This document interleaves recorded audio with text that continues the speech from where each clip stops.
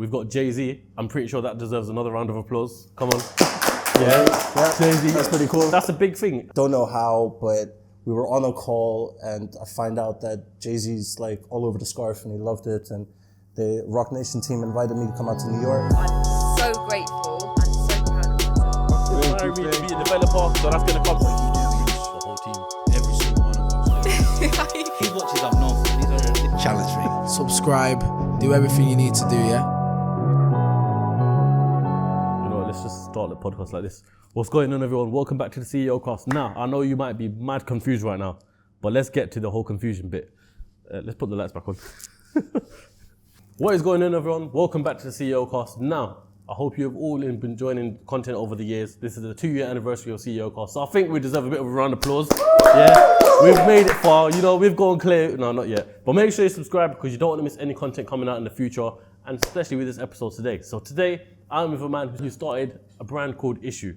Now, I'm with the owner, Saif Siddiqui, and we're going to take it straight over. So, Saif, how you doing? Nice How's it to going, meet you. man? Thanks for having me, brother. I'm shaking your hand like we haven't seen each other for about the past couple of hours, but you know, it's a good. podcast. Yeah. So for the people who don't understand and didn't actually get from the intro what your scarf is, what your brand is, let's just, break it down. What exactly is it? So essentially it's a scarf that if you wear it, or clothing in general, like if you wear it and someone takes a picture of you or a video using flash, it disrupts the content and it blacks out basically unwanted videos and Snapchats and all that. So it's like a digital camouflage basically. Yeah, I mean, essentially when it came out, it was known as the paparazzi-proof scarf. Because you see people with like celebrities wearing it and you can't see their face. If you saw from the intro, then you know exactly what I'm talking about. But I mean, especially at night, if they're wearing the scarf and they got paparazzi coming out of a restaurant and they're wearing the scarf, then they can't see nothing because those flashes are triggering off, making your photo go blackout. But I mean, this is something unique, something crazy. I mean, no one's really come out of it. So the first thing, I actually want to ask, how does this technology even work? Like, what is it exactly? So essentially what I've done is I've taken reflective materials and enhanced it by putting layers of crystals on top of it.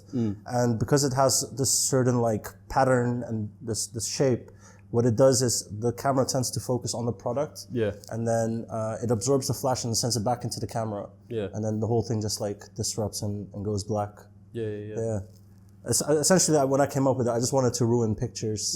I didn't know how, and then I had to figure it out over the years. And now it's a scarf.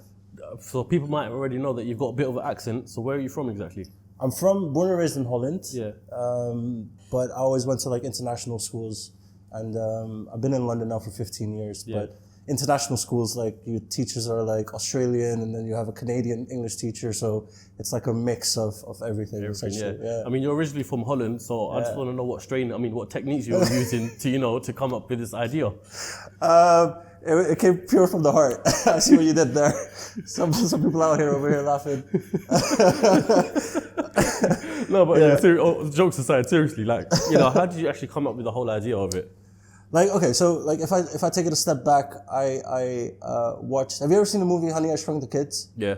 So like the weird dad that's always like inventing stuff, and I was always obsessed with the idea of being able to make a product and then actually turning that into something that the world hasn't seen yet.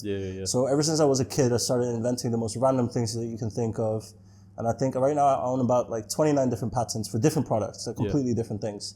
And the scarf is one of them, and that's the one that sort of went viral on the internet because a certain target group is very privacy sensitive, celebrities or high net worth people that just don't want to be seen all the time. And in a world where social media has become such a big thing, everyone's got an amazing camera in their pocket, and which is why we're seeing so many footage like just appearing online. Leaked footage of celebrities here, there, or doing something where they don't really want to be seen. Exactly. I suppose your brand solves that problem.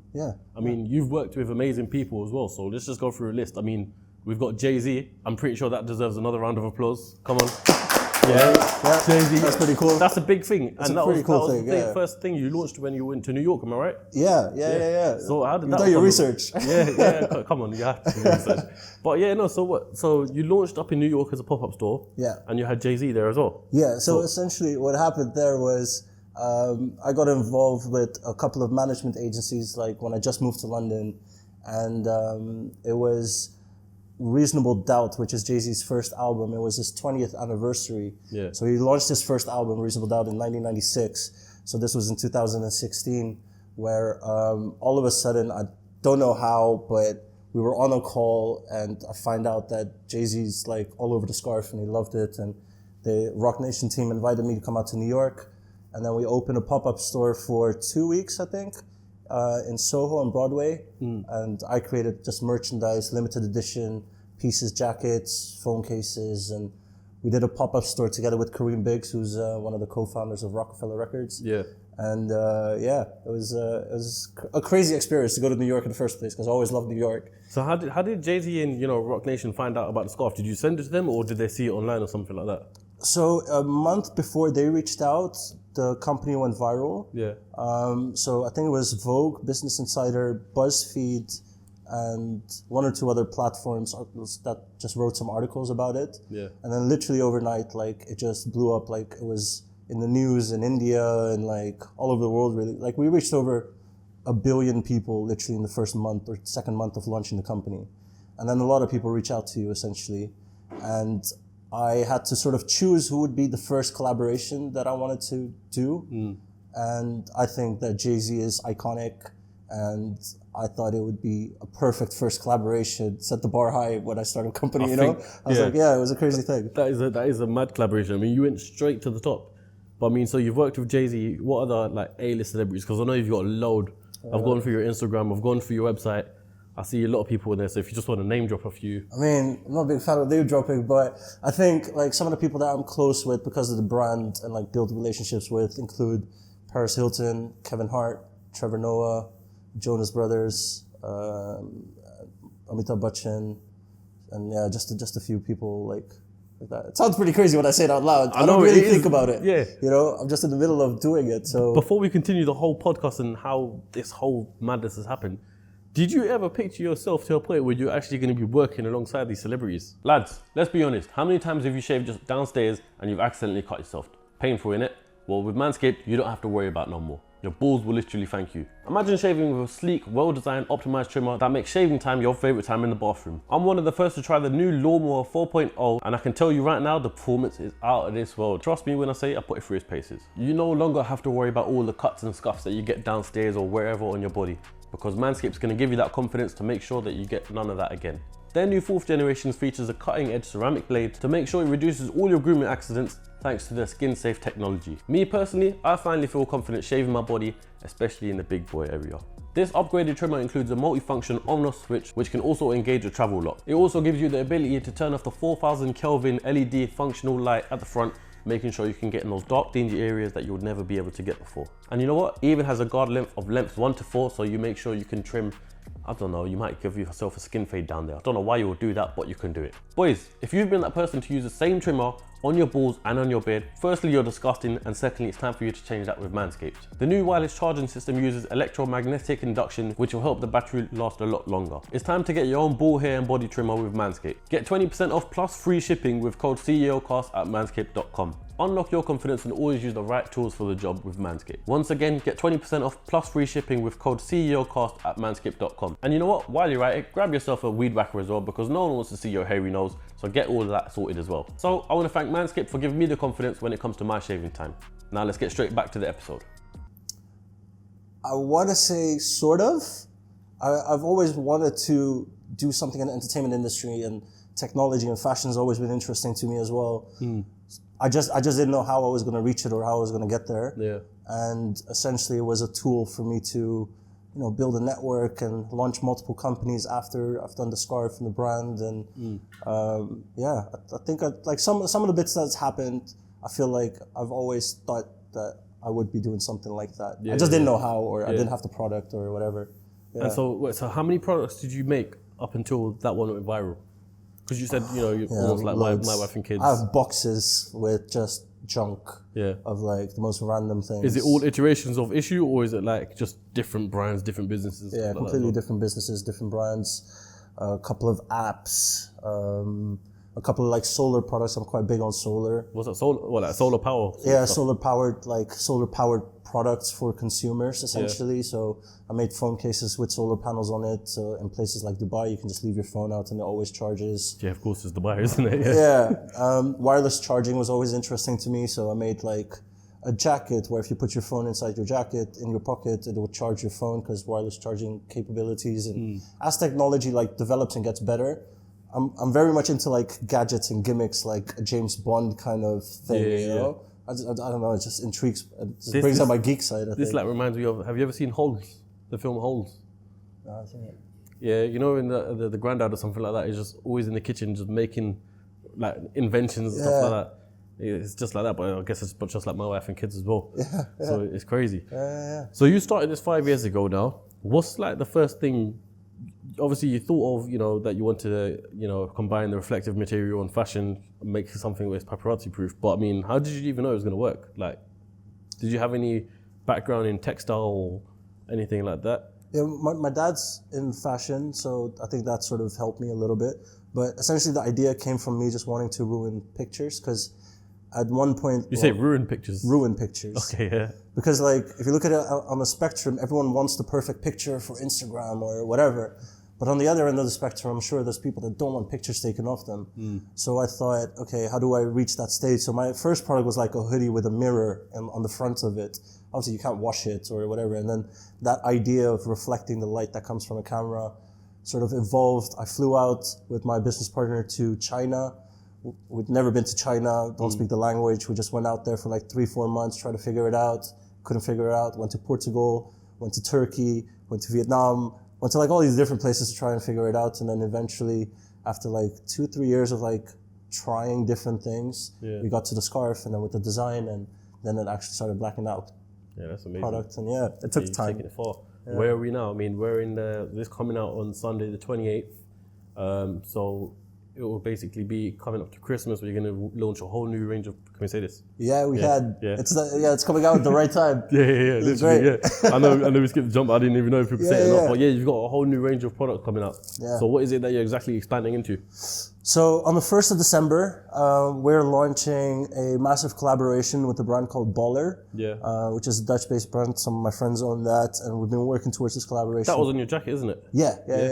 Is your, I didn't know your it's back jacket. there. I'll get some shots of it after, Yeah. Because I noticed that and I was thinking, I don't know if this is like a prototype or anything. I don't know if I should say anything, but okay, Yeah. So that's coming out this 1st of December, and it's a massive collection. Like, we got shoes, shorts, joggers, t-shirts, hoodies, jackets, bags, like so much stuff basically. And so that's going to be super dope. That's happening on the 1st of December. Then we're opening, I think it's 5 pop-up stores all around the world. We've got Amsterdam, Utrecht, another city in Holland. We've got Berlin, we've got Istanbul, and we got Dubai. So we're just going to do a bunch of pop-ups with that, and we have like an event launching NFTs on the same day. It's basically all of the COVID work that I've sort of put in a year and a half. Should be coming out this year, so it's quite exciting. That's amazing. But like, so now people know like a gist of what's going on and all that sort of stuff, and where the brand is at, what direction it's heading in. I think we need to throw it all the way back, because you're 34 years old now. I'm 34. Yeah. We need to talk about your life. Oh wow! Basically, we're going there. Yeah, we're going there. Alrighty. Okay. So tell me about like your upbringing almost then. What was that like? I had a great. Have you always had like that entrepreneur mindset, or is it something that's transpired and developed over time?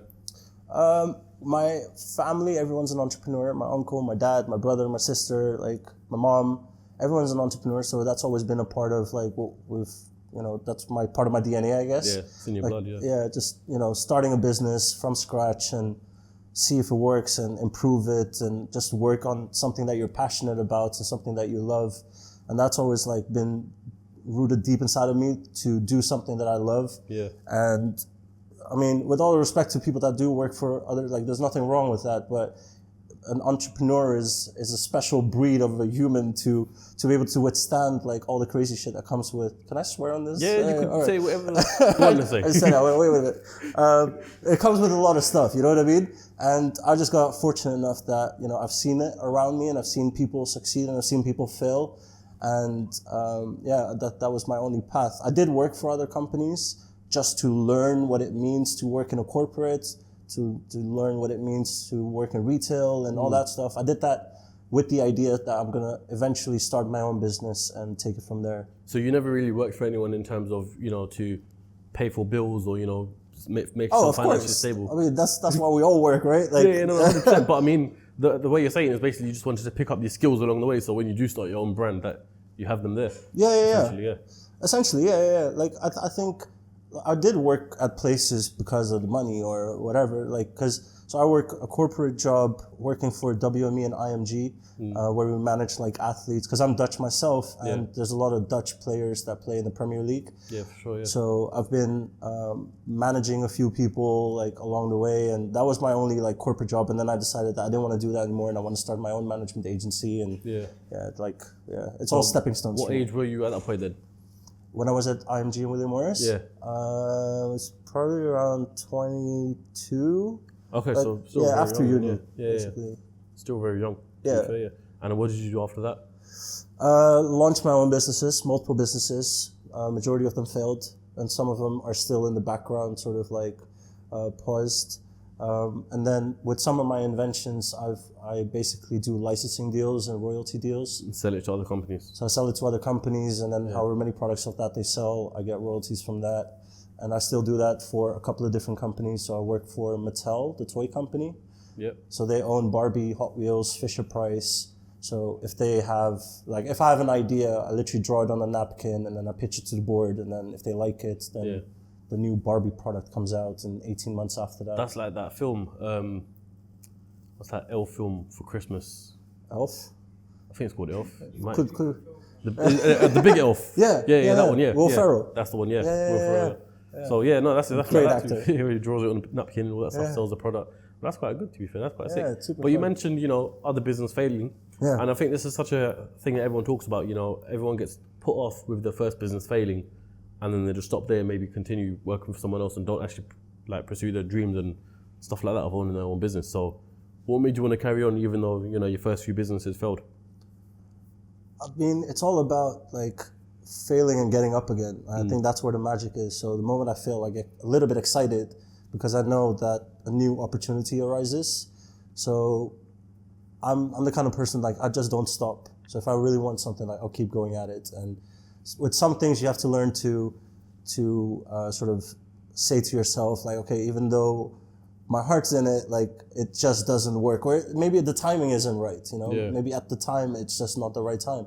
So it's very important to sort of be able to like park that and move on. And I think that's something that COVID taught me a lot as well, that, you can have a plan and then all of a sudden something happens and you got to change your entire plan and pivot. And, and I think that's that's really important in business in general, to be able to go with the times and make the changes. And adapt, like all of a sudden I'm on TikTok. Whereas I was like, I'm not a social media person that much, but in order to stay with the times, you gotta go with it, 100%. Yeah. But what made you want to adapt? Because obviously your business has to adapt, but you have to adapt as a person as well. Yeah. In your opinion, why do you think you have to do that? I mean, you have to be able to adapt in the sense of like the other person needs to feel comfortable too, right? Like if you're speaking to someone, let's say in a business mindset, like if you're speaking to interns that are super nervous to do something, I have to adapt the way that I approach them. Whereas if it's like a board meeting and shit hits the fan, I have to adapt with, to the current situation essentially. So I think that's sort of what I meant by that. No, fair enough. Yeah. So then, so we left off when you were at 22, 23, when you were working, and then ISHU would have started when you were 29, I believe? 28. Yeah. 28. Okay, so then did you go into it yourself or did you have any business partners with it? I had one business partner. Okay. I still the only other business Grew partner. up as friends or how did it all come about? We have mutual friends, and he went to UCL, Saad, and he's a great guy. Like he went straight into banking, finance. He's a senior director at HSBC, works his ass off, and he's the only other person that sort of works on my frequency of intense work and like getting stuff done and not talking about it, but actually doing it. So he was my first business partner in ISHU, and he's the only other business partner that's still there that's like, who always has my back, so I think it's quite important to have a person like that in you. 100%. And you're always trying to grow the team with people like that as well, isn't it, I suppose? Absolutely, yeah. Do you have many other people working for you now as well? Yeah. Or working for the branch, I'll say? For the brand, yeah. We have about 9 people that are currently working on content and management and relationship building and sales and all of that. So then let me ask you, because I don't know if we mentioned this on camera, but on the 1st of December, you're going to have about 9 pop-ups. 5 pop-ups, yeah. So then how are you going to manage them with 9 staff members? That's where I got the numbers mixed up. Yeah, I mean, essentially, Because it's all local, so I work with like partners in the region who then run it, like in Dubai, for example. I haven't been to Dubai in like 4 years or 5 years or something. Yeah. But essentially, I have someone there that will run the whole show and manage everything. And I don't even know where I'm going to be on the 1st of December, like which store I'm at, or even if I'm going to one of the stores. I don't know yet. But yeah, going back to it, I mean, you're a man of many things, started many businesses, obviously started ISHU, and here we are today. Now, as we mentioned, just outside, Netflix, you were on 3 different shows, you said. Yeah. So how did someone get their brand onto 3 different shows? I don't know. One of them is super weird. Like, there's a show called Arrow. Yeah, very, very popular show as well. Yeah, it's I like heard a lot somewhere of people season talking about 5. Someone like dropped me a message saying, "Yo, they just mentioned your scarf and stuff on the show," and I was like, "What?" And I checked it out, and it's on Netflix. And then Kevin Hart, who's bought the entire collection, in his series, like he just goes around throughout, like traveling the world, and he's wearing ISHU like everywhere. Yeah. And in one of his Netflix shows, he's got his phone out and like waving it around and stuff. So, yeah. Let's talk about you traveling the world, because you seem like you do travel the world quite a lot. Yeah, You said man. you're going to Dubai next week or something, and then you're starting in all these different countries, so you're eventually gonna have to go there. You've been to New York. You got an office in New York as well, am I right? Yeah. So I mean, why do you travel so much, and why not just base your brand in one country at first and grow it there as much as you can, and then see where it runs after? I think the world's pretty small. Like, if you don't look at flying somewhere as like a very tough job, it's pretty easy to just fly from London to Amsterdam. It's 45 minutes, and then 6 hours to New York, which isn't even that crazy long. So it's sort of like, and I've always wanted to have like a global brand, essentially, and I just love traveling. Like, that's my biggest passion, to just go to a place, meet new people, be in a different culture on a Thursday, speak different languages. Like, I think it's super important to just be able to travel and like, just see the world. Like, essentially, that's, to me, that's all I want to do, essentially. So See the world. it's got quite lucky that my job allows me to do that, Yeah. Well, your job doesn't allow you to do it. You done that for the job. Do you know what I mean? That's a good point, yeah. Yeah. Maybe, So I mean, like, what made you want to do that? What the making... Like taking your brand on such a global scale. Yeah. Why? Why not? Like, why do I have to think small? Like, why? I could have started the brand in Amsterdam, but I'm a numbers person, which is why I moved to London, right? So Amsterdam has about 800,000 people, and let's say I start a brand, half of them probably won't like it, half of them probably don't see it or whatever, and by the time you like narrow it down, you end up with like 3,000 customers. Yeah. Whereas London has 9 million people, pre-COVID was 29 million tourists a year. That's a big city, so if I achieve like half of what I've done in Amsterdam, I'm still hitting the numbers. Yeah. And the same with New York, it's also got 9 million people. And so, yeah, I just think you sort of open up the world to yourself a little bit more. And we've got the internet, which essentially is just a global thing. So if I'm launching in London only, I've got potential customers in Germany or South Africa or Australia that would have never known about it. So if I spread it out and cover places like New York and LA and Dubai and Istanbul and all these other cities, then I think just brand recognition and stuff, yeah. Speaking of internet, let's talk about a bit of your online presence, because I get the impression that most of your online presence is from third-party sources and not actually ISHU itself. For example, I saw clips of it on Kevin Hart, on Wendy's show, and so many different like iconic shows and platforms. But then when you go to like your Instagram or something like that, it's not the most socially massive sort of thing. Yeah. Has that been the game plan, or is that something that's just like... I didn't even want social media for the business. No? I think it's very on brand to not even have a presence. Why is that? Because the brand is all about privacy and security and not being seen. So it's quite contradictory, like, to then promote paparazzi pictures of people that didn't want to be seen. You know what I mean? So it's sort of like I understand the whole Instagram game. It's like a e-commerce play, and it's super important for brands, and that's how a lot of companies and stuff do it. But with ISHU, I think the power is the organic support that I get from all these other shows or other platforms that post and talk about it. And someone like one of my mentors mentioned to me that I made a remarkable product, and then he broke down the word remarkable. You make a remark about this product to other people, and it's a very talk about kind of item. Yeah, 100%, So that's sort of how I got lucky with like organic growth, like people that I have never met talk about it in different places of the world Yeah, I all the suppose time. word of mouth is still probably king of, marketing, I guess, in that Absolutely, sense. yeah. And especially if you have high clientele like you do, they're going to tell everyone else as well. Like, their friends are high clientele, they tell other people, and it just keeps carrying on like that. Yeah. And I suppose that's where you keep the luxury in the brand as well. Exactly. Keeping it exclusive is super important to me. So I don't want to be a sellout, and like it takes time to build a brand, So, and I understand that. So I'm not in a rush to like do these crazy like sponsored ads and being everywhere all the time. And if you know, and then you appreciate it, or if you've come to one of the pop-up stores or experiences that we curate, then you get a different relationship with the brand. It's a more personal thing instead of just being an online brand, with respect to all other brands, of course. But for this particular thing, it's just a different game plan. No, it's wicked because it's so exclusive that you don't see it on social media. And I don't know how it makes sense, but it's just like, because it's not in the public eye like that, you kind of want it even more. But speaking of exclusivity and stuff like that, just going off your price point, I mean, in my opinion, it's not that expensive at all. Right.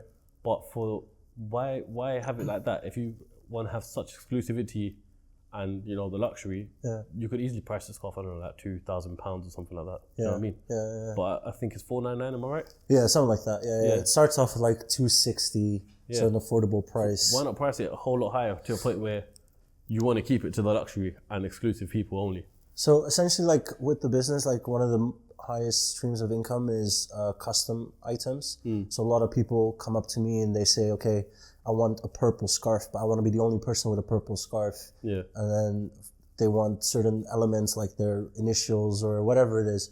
And it's not just scarves, like we do jackets, backpacks, like jeans. We make anything custom, basically. Yeah, and I think you even said in the car as well earlier on that you done a scarf for Beyonce's daughter, am I right? Yeah. What was it? A blue scarf? Yeah, it was a blue scarf. So there's only one blue scarf, and blue has that. Yeah. Jay-Z and Beyonce's daughter, and that's the one that got posted at the Grammys as well. Yeah. So what do you have what's your relationship with the celebrities look like? Is it almost like a personal relationship, or is it just business brand relationship? It's personal. I don't like. There's no brand. They're all quite personal. Like it's quite an organic like meetup, and they appreciate it, and they know how much effort it takes to create something from scratch, and they're just very supportive of it. Every single one of them that I've met. I don't go through labels. I don't reach out to people. Like they tend to reach out to us, and then the team eventually, like at some point, we get to meet somewhere, and you just build a relationship with them on a personal level. And I think that's a much healthier, because like the only way that Kevin Hart is wearing it on his Netflix, no one paid him to do that. He bought the product himself, but he actually likes the product. Yeah. And then it becomes a more organic way for him to like promote it. I'm not paying an influencer for a single post like most other brands do, because I don't think it works that way. If someone actually genuinely likes something, they'll wear it. Like I don't ask anyone to post anything, but then they'll wear it on Netflix or something, Yeah.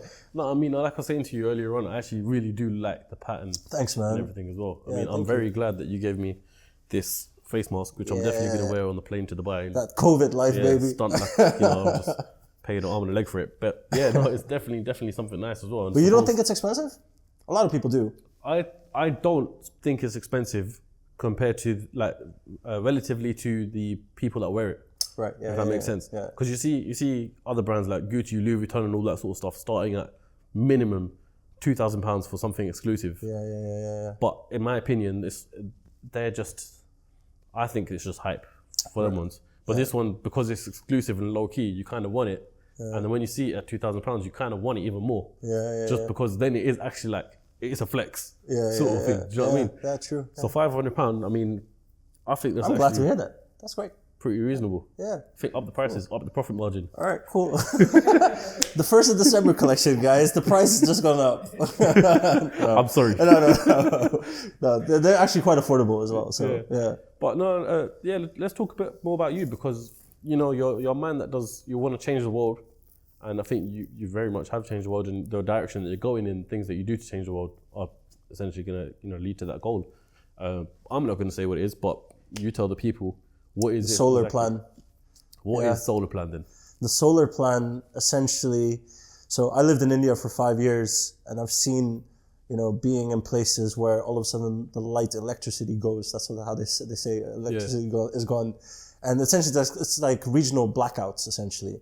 And there's a lot of villages and areas in India and Africa where there is no source of light. And so I'm on this mission, which is inspired by Akon, who donated and supported, I think it's at the moment around 400 to 500 million lights that he's provided to people to solve this thing called energy poverty, where 1.2 billion people don't have as much as a light bulb.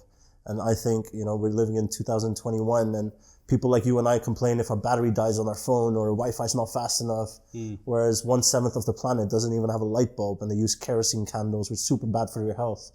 So at one point I was like, let me just try and donate as much as we can. So now whenever someone buys any ISHU products, we donate solar panels, make solar lanterns, like just to get it out to India and Africa, and try and help as many people as we can. We work with different charity organizations that are on the ground, and we've helped schools with their solar panels like installations and stuff like that. That's to me just something that I want to give back, and I think it's super important. And with where the world is today, it's just like renewable energy sustainability is super important. Yeah. So that's sort of where I want to take the brand to, focus on doing good. And like my collection, like the clothing collection and this anti-paparazzi thing is just the first collection of what ISHU can do. And the second collection will be something completely different. It might not even be in the fashion space, but it's, essentially I just want to build like a technology lifestyle brand. So within the first 5 years of starting ISHU, have you only just had the one collection? So we've done the capsule collection. So we did the Jay-Z thing. I've created a collection with Joe and the Juice, created a collection with McLaren, but they're all like small capsule collections. So like once it's sold out, and that's it. We're never So it's making almost that like again. limited edition collabs. Yeah. Okay. The things you're doing are very credible, right? Right. And the people that you meet and the people that you're networking are very credible. I mean, we already mentioned Jay-Z and Kevin Hart and all that stuff. Like, obviously, we want to know how and what exactly that it takes for you to get in those positions to make sure that your brand goes to another level. For someone watching this and it's come from nothing like yourself, it can be achievable for them to do that. Do you know what I mean? Absolutely. So how?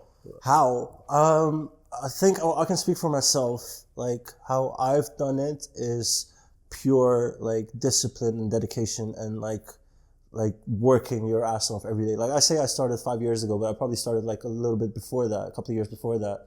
And I've not stopped. I have not had a single day off. So what did you do in the couple of years before you started? Yeah. Or before you started, what was The it? brand. Yeah. Before I started the brand, I had a marketing agency, and this was pre-Instagram, so I'm not talking influencers, like a marketing agency for celebrities and athletes at the time, where I would connect startup brands and young CEOs or cool brands and just do brand deals between people essentially. And and then I launched ISHU after that to expand the marketing business at the same time. It just all fell in the right place kind of thing. And we still have the marketing agency, and we currently help like different companies do their strategies and business growth and development and all of that fun stuff. So what else do you have besides some ISHU then? So I have the marketing consulting agency, I have the solar business, I have the ISHU clothing brand, then I have a app, which is still in the works, so I can't say too much about that. And then I have, all right, I can give you an exclusive. So this is coming out in the summer next year. Was this the app or the No, other one? this is a solar product that I made. Yeah. So I made a solar-powered basketball hoop with a light on top and a speaker inside and the charging capabilities at the bottom of the hoop. And essentially so that kids can play at night. So what I've done is I've removed the backboard, replaced it with a solar panel, and added all of the tech to it.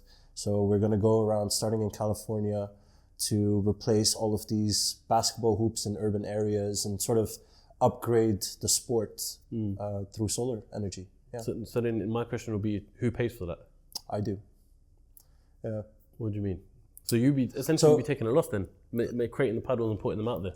So essentially it's part of helping and giving back, Yeah. right? So if I sell products of ISHU, we get to donate basketball hoops. But then we also do licensing deals, and obviously we're not there yet because this is happening next year. Yeah. But there's licensing deals, and I think a good thing to point out is I'm doing it because I know that the product is good and it works, but the business model doesn't have to work for me just yet. I feel like when I get to that stage of, making the business already working, like once I'm at it, I'll figure out ways of monetizing it or doing whatever. But like, I don't start the business thinking about how much money can I make from it or whatever. Like, that's not my target yet. At first I want to see if the business works. And if the business works, then I can always pivot, change, and, attach all those other business plan things. I can't plan too far ahead with that. That's very interesting, to be fair. So you're starting this business essentially to, exactly like I said, help and give back to the kids. Yeah. Especially as well. Yeah. Which is amazing. And no one really does that, which is I very think, incredible in itself. I think the energy that you put into that, eventually karma works in a way that you'll get it back somehow. You know what I mean? Yeah. So that's sort of how I believe. So it's actually a good point, like what you brought up, because I never really think about it. Whereas other people, they get quite caught up in the business plan before they've even found their factory that could potentially even make it, or you know what I mean? Yeah. I'd rather throw myself in the deep end than fix it and sort it out when I get to that stage. Yeah. And I suppose at that point with ISHU, it kind of goes hand in hand then, because it's helping fund that project, I guess, isn't it? Exactly, yeah. And then, like you said, eventually later down the line, I mean, you could even have another business come along and say, I'll buy it out, and then, do the same sort of thing. So I suppose it's building up IP, getting all your trademarks and patents right, and bringing value into the business, and then, God knows what the exit becomes after that. Yeah. What's your exit for ISHU, or is it something you want to keep for a long term? I want to keep it for a long time, because I still feel, because it's only 5 years old, so I sort of look at a business as now ISHU is a 5-year-old, so it's a little toddler basically. Yeah. It's still developing characteristics, it's still figuring out what kind of thing it is itself. And by the time it's like 10 years old, that's when you know sort of what the business is essentially. And the direction that it's going in, I suppose, yeah. Yeah, so I'm sort of like being very open and free with it, because it's just 5 years. It's really not a long time, and I feel like I still have a lot that I can put into it. Just adding value to it at the moment as much as I can. And the exit side, I haven't given it too much thought, but there's so many different ways that things can just happen. Someone can just ring you one day and, all of a sudden there's a deal on the table. But yeah, at the moment, I feel like I want to keep it as long as I can. As long as I'm able to grow it and make it better, I'm fine, I'm happy with it. But the moment I feel like I can't grow it further than what I could, then that's probably where I'll exit it, yeah. I don't want to get involved with too much headache. That's not why I'm here, Yeah, but I think that's a good way to think about your business, or to think of it almost as literally like in terms of human age. Because 5-year-old doesn't really know what they're doing, but they will have an idea of what they want to do when they're, 12, 13 years old. Exactly. So if a business isn't working out in the first 2 years of starting up, it's only a 2-year-old kid. They don't know what they're doing in the first place. And I think that's just something that people need to take away from this podcast, if anything, that, look, treat your business like your children, literally like human age, and just let it grow up and then see how it goes. But don't give up, I guess, isn't it? Don't give up. It's very easy to give up. Yeah. But, I suppose there's probably been moments that you might have thought you want to give up or something like that. Oh, a million times. Yeah. But that's like an entrepreneur life. Like one day you wake up, you feel like you're at the top of the world. And the day after you wake up, you're like, what the hell am I even doing? Like, does it even make sense? And you start questioning yourself. And then the day after, you're fine again. It's just like this roller coaster of like trying to figure it out, because it's all new. You never know what's going to happen. So. Yeah, but I suppose if it's been in your blood as well, you do have some sort of guidance there as well, isn't it? From, your father figure, your uncle, aunties, anyone around you who's sort of an entrepreneur, you kind of have that guidance. Yeah. But, I mean, you didn't come from much yourself, did you? No. So, I mean, you've always got to, I guess, just look back at where you've come from, isn't it? So at those points where you think you need to give up. The amount of times I felt like giving up with this podcast is mad. I respect you for being able to do the podcast, because I know that it becomes tedious sometimes, and you have pressure on yourself to do it all the time, and especially when it's a weekly thing. I think people very easily. It's a lot of work, man. The I started a podcast. Yeah. I got to episode 4, and I was like, I'm becoming a podcaster now. I still have a job to do with all the other stuff. It's a full-time job. Like 100%, yeah. you gotta put a lot of work into it, and to be disciplined like you do, like I have to applaud that, because that's, you know, a lot of work. Like you have to be very consistent, you know, and disciplined. I think there are definitely stages where you have that burnout. I suppose it's like any other business, you just think, I need a break or something like that. Which is probably, I can't lie, probably the reason why I've been going to Dubai quite a bit, to be fair. It's like a little escape. Yeah, need a break. Yeah. Like I'll come back and then I'll realize, you know what, that break wasn't long enough. And then I get stressed out from the podcast and everything like that. Anyway, this isn't an interview on me, so it doesn't really matter, to be fair. But I think it's great. Yeah. No, but the struggles are real though. So what other sort of struggles have you had throughout your, not just issue, but just your whole business journey in general? I think one of the biggest struggles that I had with, let's say, ISHU, for example, is going viral.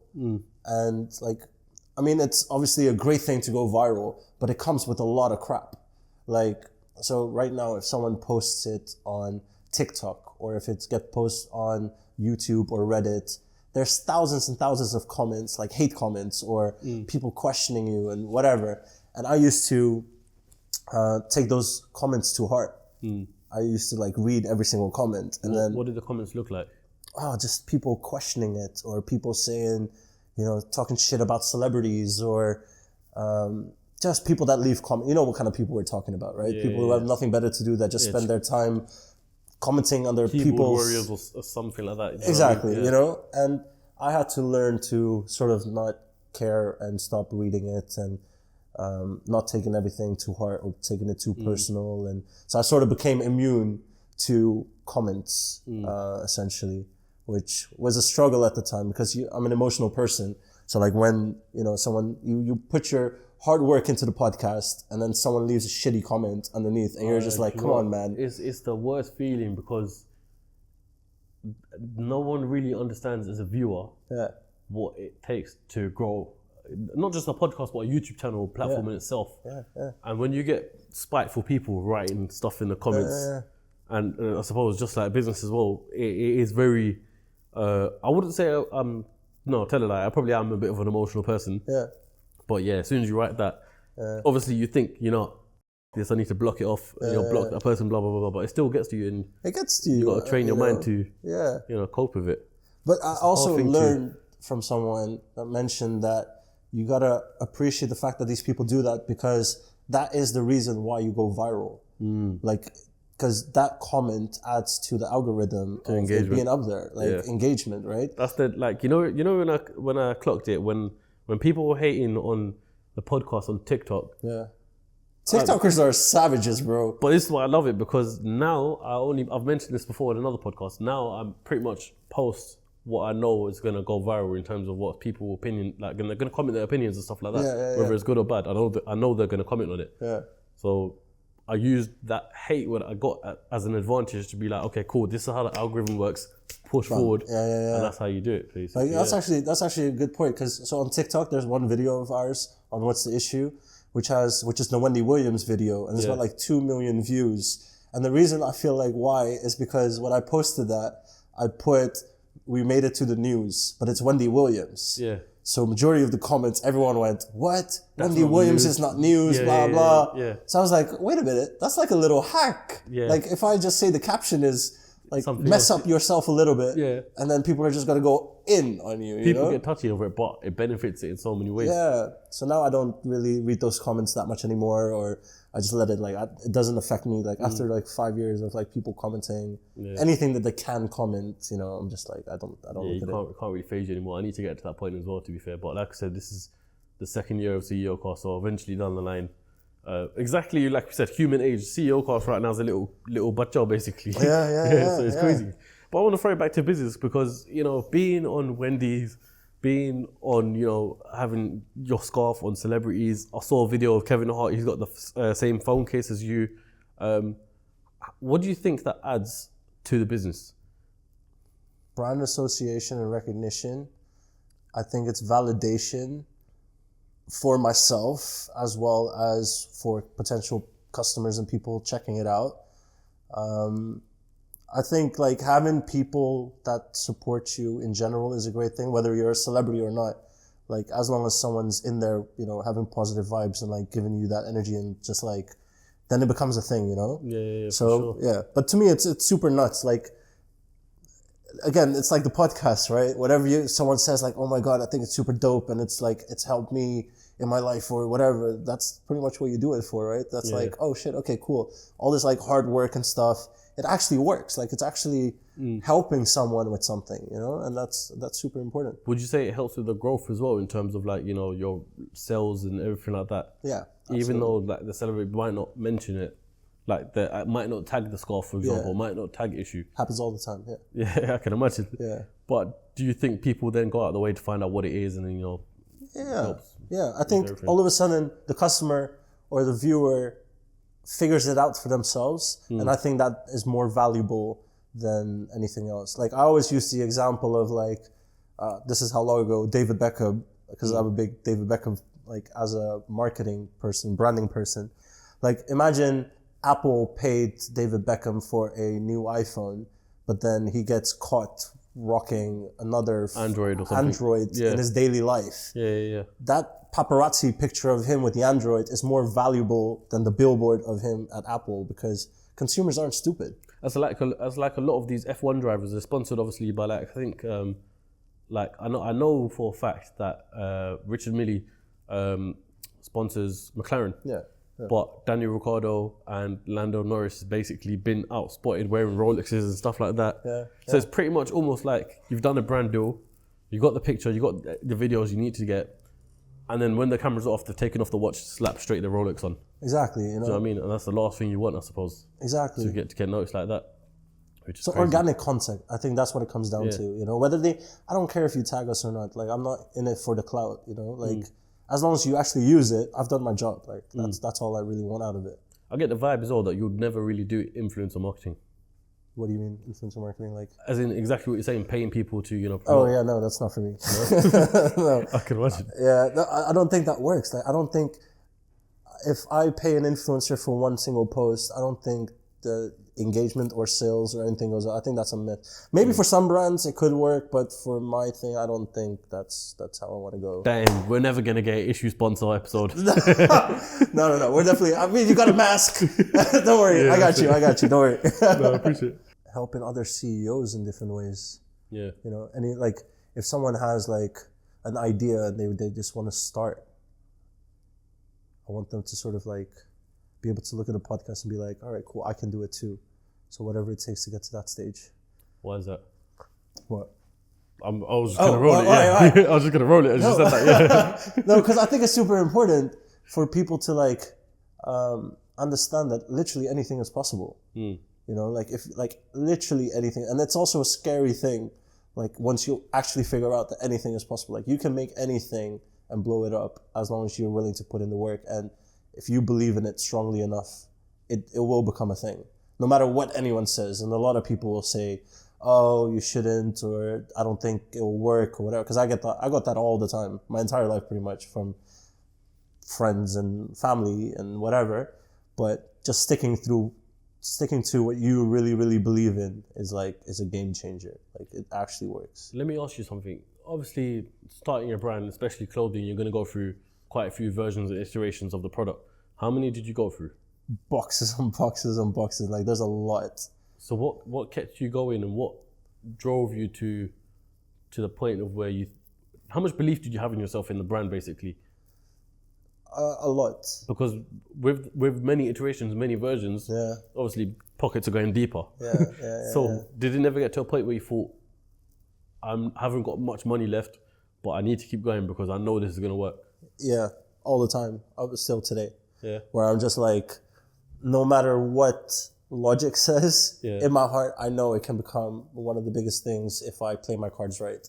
Like, I would love to have stores at the airports, like all the biggest airports around the world, where you have an ISHU gadget store where you can go in and buy accessories. And yeah, I think that would be super dope to one day have like a gadget, like just stores around airports. Like, to me, that's something that I can see. I just need to figure out how I'm going to get there, what it takes. You know, it's going to take a couple more years for me to like build and improve the product, and that's pretty much what I do. Like spend most of my days doing. Like how do I improve everything essentially? Yeah. No, I don't. You mentioned that you're going to Dubai. I don't know if you mentioned that you're opening a pop-up store in Mall of Emirates. Yeah, in the Mall of Emirates. So I'm going to be there at the same time as well. So I'll make sure to come. Yeah, we'll do a little vlog there and all that sort of stuff. But what do you think that actually does for you having a pop-up store? It's a quite a cool like experimental, like taking pictures with it and like touching and seeing the product and like seeing at the level of quality, and like it's an experience, you know. And like the pop-up stores are more like experience stores. Yeah. So like you get to go in, and then there's like fog machines and laser lights, and if anyone's seen like our London Soho pop-up, it's like one big gadget machine that you're walking into with like crazy tricks and projectors and all of that futuristic stuff. So it's like an entire experience essentially that I wanna have people experience when they get into the product. Yeah. And I think it's just cool to do pop-ups because it's another excuse for me to travel. I'm like, yeah, sure, Dubai, Mall of Emirates, let's go. Let's go. That's it. But I think we're going to pretty much round up the podcast there, people. I hope you all enjoyed that.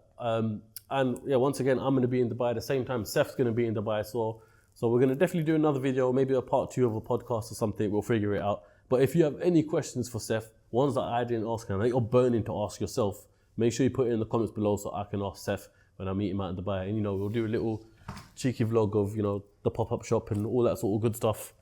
We'll make sure to get it. But until then, make sure you follow myself at Raheem K and at Ceocast on Instagram and TikTok and all that sort of stuff, basically. And congratulations again on the 2 years, man. Thank you That's very much. super impressive. Thank you very much. We need to hit 50k by the end of the year, so make sure you're subscribing. You better fucking subscribe. What should they do? Subscribe, guys. That's it. Make sure you subscribe. That's it. P, what should they do? Subscribe, bro. I said, Let's go. that's it, yeah. Until then, huh? Like and comment too. Yeah, you know the vibes, yeah. But yeah, cool, guys. Until then, I'll catch you guys next time on the next episode of Ceocast, which should be a good one as well, following up from this one. Cool, man. Cool. Thank you. Wicked. Super dope. Yeah? How was it? That was great. Yeah? Yeah. I'm so grateful and so proud of myself. Inspiring me to be a developer, so that's going to come. The whole team, every single one of us. These watches up north, these are a challenge ring. Subscribe, do everything you need to do, yeah?